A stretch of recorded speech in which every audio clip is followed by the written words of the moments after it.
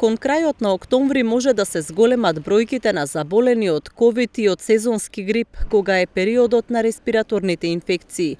Епидемиологот доктор Сашко Олумчев вели дека оваа есен би требало да е спокојна во поглед на вирусите.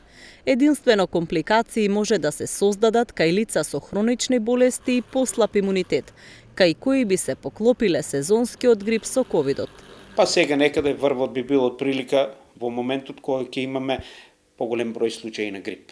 Тогаш ќе биде малку поинтензивно, значи октомври, крајот на ноември ќе имаме малку поголеми бројки, затоа што тогаш е и реално сезоната на сите респираторни инфекции ќе се помешаат, рековме, корона, вирусна грип, респираторен синцитијален вирус и сите други респираторни вируси кои ќе се борат, нели, за да се заземат место во организмите, чии паразити се они, и мислам дека тоа би било некаде крајот на ноември, очекувам дека ќе има поголеми бројки, токму поради.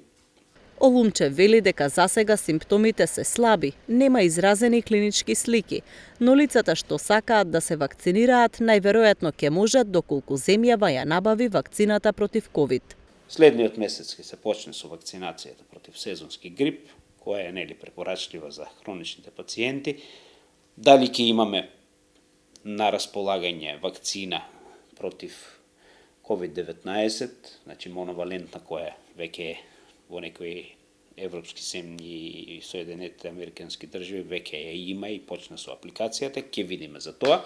Доколку ќе има, доколку ја добиеме, веројатно ќе биде дистрибуирана и ќе биде право на слободен избор на граѓаните, значи кој сака ќе може да се вакцинира.